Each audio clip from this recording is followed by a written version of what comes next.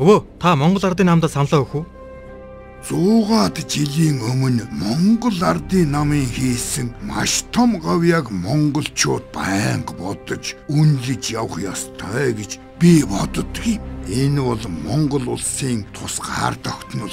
Энэ намын хичээл зүтгэлээр манайх чинь дэлхийд хүлээн зөвшөөрөгдсөн ардчилсан орн болж чадсан. Одоо ч гэсэн энэ намын тусгаар тогтнолын талаарх үзэл баримтлал нь бусад бүх улс төрийн хүчнүүдээс хамаагүй илүү байгаа нь харагддаг.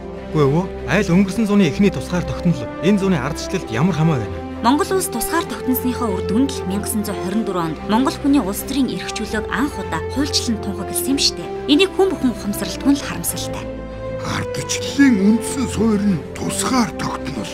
Тусгаар тогтнолгүй орны төрийн бодлого, эдийн засаг, хууль, шүүх гээд бүгд л хараат байдалд байдгийг чи надаар хэлүүлдэггүй сайн мэдж байгаа. Энэ нөхцөлд ардчлалын тухай яриач байхгүй шүү дээ.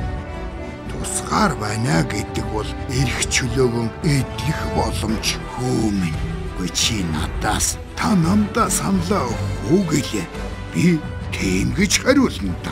Монгол улсын тусгаар тогтнол бүрэн эрхт байдал үндэсний язгуур эрх ашгийг баттган хамгаална.